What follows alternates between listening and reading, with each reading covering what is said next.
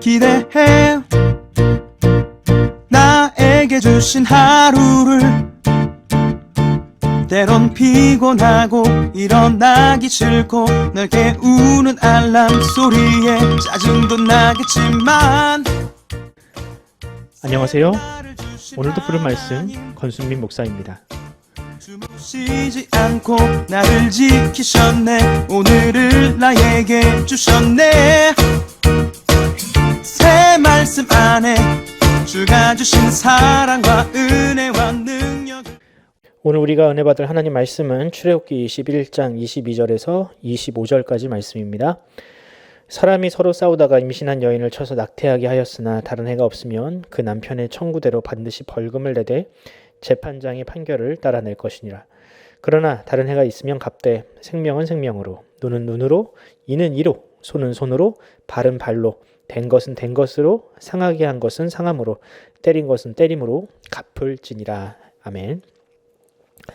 오늘 설교 제목은 하나님이 꿈꾸시는 정의로운 공동체입니다. 요즘 한 래퍼의 무분별한 사생활이 젊은이들의 분노의 대상이 되고 있습니다.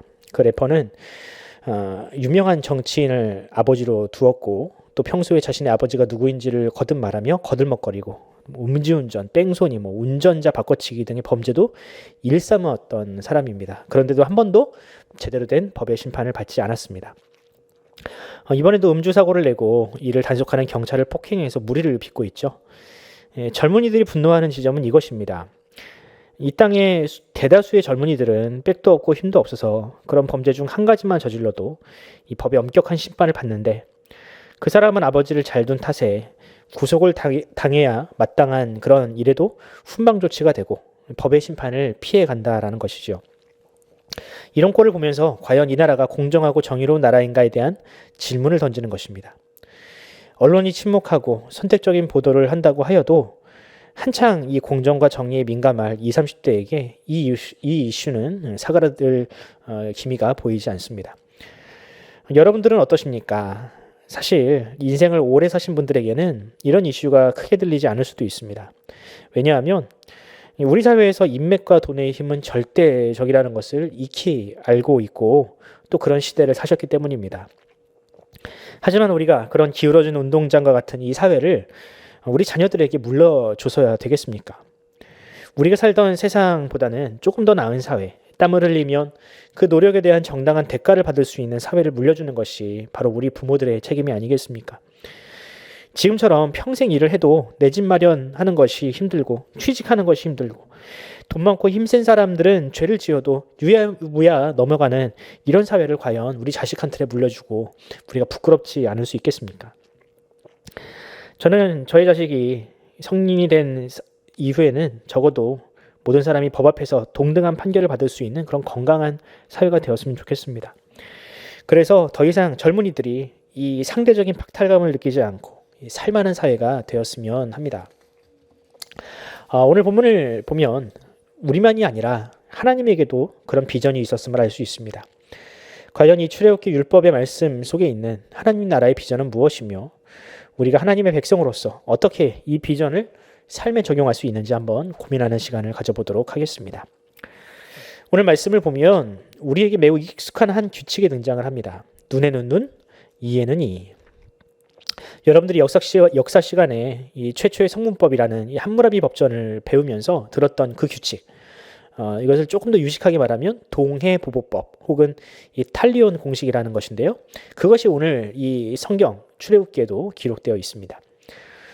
어떤 사람들은 이런 세상의 규칙이 성경에 기록되어 있다는 것에 대해서 불편함을 느끼는 분도 있습니다. 왜냐하면 하나님은 사랑이 많으신 분이고 또 죄를 용서하시는 분인데 이 눈에는 눈, 이에는 이와 같은 이 복수를 조장하는 말씀은 이 하나님의 사랑과 어울리지 않다고 생각하기 때문입니다. 그래서 일부 사람들은요, 구약의 하나님은 공의의 하나님이고 신약의 예수님은 사랑의 하나님이기라. 그래서 구약과 신약이 다르다. 이렇게까지 이야기하는 사람들이 있습니다. 그런데 여러분, 그런 이야기는요, 정말 성경에 대해서 전혀 모르고 하는 말들입니다. 먼저 우리가 이 배경을 이해하기 위해서는요, 고대 사회에서 동해보보법이 왜 제정되었는가, 이것부터 우리가 알아가야 합니다. 고대인들에게 법이 그러니까 법이 없는 고대인들에게는요, 복수는 마치 일상과 같았습니다. 그리고 그 복수의 정도를 정하는 것은 오로지 자기 자신이었습니다. 무슨 말이냐면, 얼마 전 추석에 누군가 자신의 험담을 한다라는 이유로 지인을 칼로 죽인 일이 있었죠. 이것이 바로 죄인이 하는 복수의 방식입니다. 단지 나의 험담을 했을 뿐인데 그 일로 사람을 죽이는 방식으로 크게 보복하는 것이 바로 죄인의 습성입니다. 그런데 하나님은 이런 무분별한 복수를 제어하지 않으면 금세 공동체가 와해되고 또 이 땅에 살아남을 사람이 없다는 것을 아셨기에 이 하나님은 율법 또 혹은 국가라는 제도를 통해서 이 복수의 고리를 끊어내셨습니다. 어떻게 해요? 바로 눈에는 눈, 이에는 이. 그러니까 복수를 한정짓는, 복수의 정도를 정하는 방식으로 복수의 고리를 끄는 것입니다. 상대가 나의 눈을 다치게 하면 상대의 눈만 건드려야지 결코 그의 생명을 침범할 수 없다는 겁니다. 이것이 바로 야만의 시대를 살고 있던 사람들에게 주신 법이었습니다. 그리고 또 이런 일이 있을 수 있죠. 나를 상하게 한 사람이 나보다 힘이 센 사람, 또 권력이 센 사람일 수도 있습니다. 그러면 내가 아무리 보복을 하고 싶어도 그 사람이 가지고 있는 힘과 권력 때문에 그럴 수 없겠지요. 이 시대의 권력자들이, 역사상 권력자들이 자신이 가진 힘을 믿고 복수를 두려워하지 않고 이 마음껏 그 권력을 휘두르고 힘없는 자들을 괴롭히는 일들이 얼마나 많았습니까? 그래서 하나님은 이 복수는 꿈도 꾸지 못하고 오로지 억압만 당하는 이 약자의 편에 서서 이 법을 공정하게 집행하는 이 국가와 법을 하나님께서 제정해 주신 겁니다. 아무리 힘이 센 사람도 국가의 공권력 앞에서는 공평하게 판단을 받고 반드시 죗값을 물어야 한다는 것, 바로 이것이 바로 하나님의 율법의 목적이었습니다. 어떻습니까? 우리가 그저 딱딱하고 차갑게만 느껴지던 이 율법 안에 이런 하나님의 놀라운 뜻과 또한 마음이 담겨 있다는 것이 놀랍지 않으십니까? 이런 율법을 통해서 우리는 하나님의 공의와 정의가 무엇인가, 미츠파트와 체데카는 무엇인지를 우리는 발견할 수 있습니다. 하나님의 공의와 정의란 힘이 있는 자나 없는 자나 모두가 법 앞에서 평등한 대접을 받는 것입니다. 힘이 없는 자도 죄를 지으면 누구나 법 앞에 공평한 심판을 받는구나, 이 모습을 보면서 이 공동체에 속한 모두가 이 정직한 삶을 꿈꾸고 또 그런 세상을 이뤄나가는 것, 바로 그것이 이 율법의 목적이자 또 하나님 나라의 비전이었습니다. 물론 죄를 짓는다고 무조건 죄인을 벌하는 것도 하나님의 방식은 아닙니다. 하나님은 비록 죄를 지은 죄인이지만 그들을 또한 용서하시고 사랑하시는 분입니다. 그러나 죄는 반드시 심판을 받아야 하는 것이 또한 하나님의 공의의 원칙이기 때문에 하나님은 그 죄값을 지불하시기 위해서 그의 사랑하는 독생자 예수 그리스도를 이 땅에 보내셨습니다. 죄가 없으신 그분의 죽음과 희생으로 말미암아 본래 우리가 져야 했던 그 죄짐을 주님께로 옮기시고 그분의 십자가 죽으심으로 더 이상 우리는 하나님 앞에 죄가 없는 존재로 서게 하는 것, 이것이 바로 하나님의 공의와 또한 사랑의 조화인 것이죠. 눈에는 눈, 이에는 이인 것처럼 죄의 값을 예수님의 생명으로 갚으셨기 때문에 우리는 더 이상 하나님 앞에 죄인이 아닌 의인으로 설 수 있게 되는 것입니다.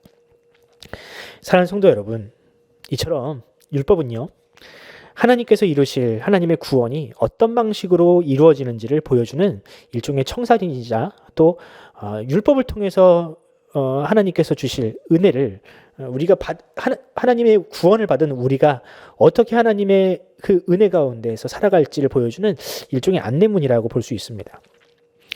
그러므로 사랑하는 성도 여러분, 이 하나님의 말씀 속에 있는 하나님의 계획 또한 섭리, 공의, 사랑, 이것들을 여러분들 믿으시고요. 그 말씀을 우리의 삶 가운데 잘 적용하시기 바랍니다.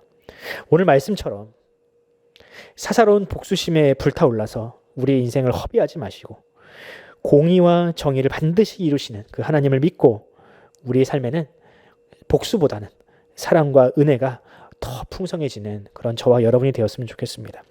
오늘 하루 하나님의 공의를 믿고 또한 그 사랑에 의지해서 오늘 살아가시기를 간절히 소원합니다. 기도하겠습니다.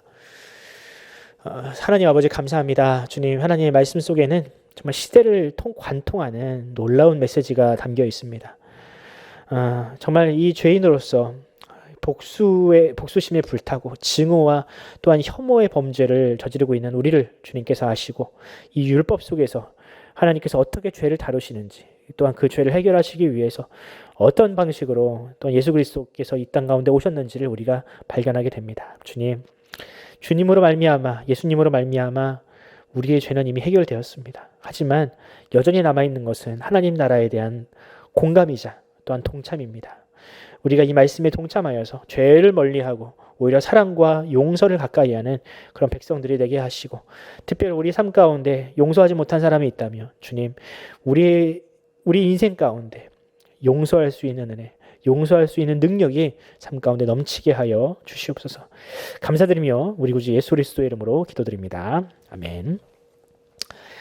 사랑하는 성도 여러분, 우리가 함께 기도합시다. 추석이 끝나고 나니까 아니나 다를까 확진자가 폭증하고 있습니다. 물론 우리가 힘을 모은다면 이 고비도 우리가 분명히 잘 넘어갈 수 있을 겁니다.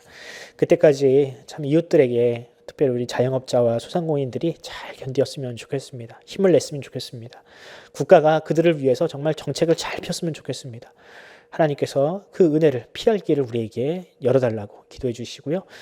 이제 수능이 얼마 남지 않았습니다. 우리 자녀들, 우리 수험생들, 하나님께서 주시는 지혜로 이 어려운 시기를 잘 이겨낼 수 있도록 해달라고 여러분들 기도해 주시면 감사하겠습니다. 우리 함께 기도하겠습니다.